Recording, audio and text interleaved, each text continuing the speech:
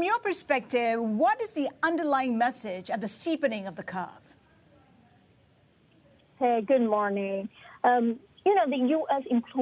employment report for May that was out last Friday was much better than it has been expected. And it appears that the business began rehiring workers earlier and in greater numbers than expected. And that's a trend that is likely to continue as lockdowns ease around the country. But to be clear here, things are very far from normal in the labor market. But the pace of improvement, if sustained, suggests more reason for hope in the second half of the year. So I think the way to interpret that data is that it is very encouraging that things started to pick up sooner than expected, but that there is still a very long way to go before things start to look normal. So, however, we are not quite sure that if the data will have policy ramifications. There's still a chance that the Fed will announce a move to yield curve control at this week's meeting. But what's more important is whether the evidence of improvement in the labor market makes it harder for the Congress to pass additional stimulus. But with the data pointing to the better side, I can only say that the probability of having another stimulus bill is lower today than it was before. And I would think that's where the yield curve is implying. Jenny, we talk about that yield curve control, the expectations that would happen later in the year or even sooner. But isn't it true that the Treasury market is already acting like we're already seeing yield curve control? You are actually right. I do think the market has been ahead of itself, or you can say it might be Fed doing something similar to that. But having said that, we still think there is a chance that the Fed will officially announce a move to yield curve control at this week's meeting. But that chance probably is lower than what we expected a month ago.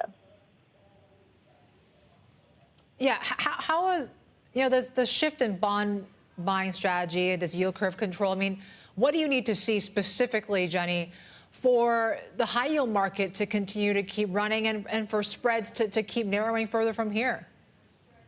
That's a very good question. And if you look at what the market, high yield market has priced in, well, forget about the U.S., right? Let's talk about where we are here in Asia. We are probably recovered around, in the high yield market, around 20-30% of the loss that we had in March.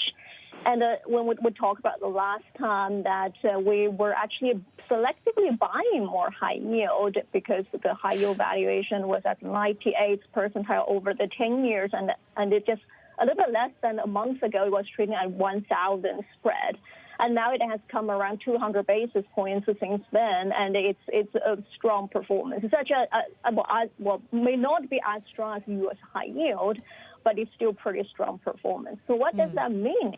So it's sort of we're in between the March panic and the January complacency, you can say that.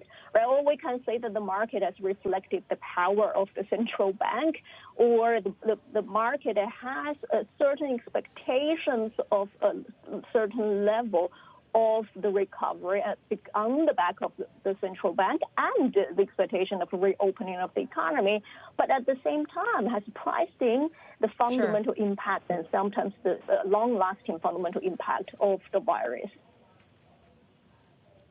So, Jenny, let's focus a little bit more on your region in Asia.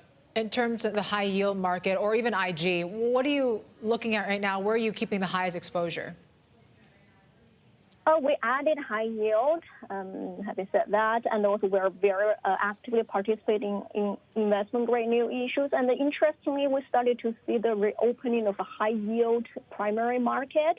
We see Chinese properties come into the market, started to come into the market again. That's very interesting. I could see that the market has more than actually has stabilized, started to normalize. And we continue to like the investment grade, China investment grade, particularly the BBB names, and it still offers pretty good value. But we are quite cautious on India. How about Indonesian bonds, Jenny? I mean, foreign funds seem to be buying Indonesian bonds back in favor. And what's the risk? Yes, you're absolutely right. And the Indonesia bond, no matter it's investment grade, the sovereign or quasi-sovereign, the high yield usually has higher beta in Asia. It's sort of like the EM equivalent of the Asia credit market. Does the fundamental really change that much? Probably not really. But Indonesia also is positioned itself to reopen the economy. But what we can see, what has improved, of course, is a stabilization of the external market. The external vulnerability of that country has improved because of the stabilization of the liquidity conditions in the U.S. and because of what the central banks have been doing and the swap lines that opened with Indonesia. So from external condition perspective, we need to worry less about that. But we still need to be pretty cautious, and I think we were still relatively more cautious on the fundamental side, particularly from a growth perspective on Indo. So that's why we're focusing on the IG side of Indo and be very selective on the high yield side. And in India, you said you're avoiding. Of course, we got that Moody's downgrade last week here. What's the risk here right now in this market, Jenny? Do you think investors should fear another downgrade? The thing is, as for India, particularly Indian investment grade, right? So almost everything is anchored by the sovereign rating, and we don't think the market has priced in an outright downgrade risk by any rating agencies, and we do not rule out that possibility.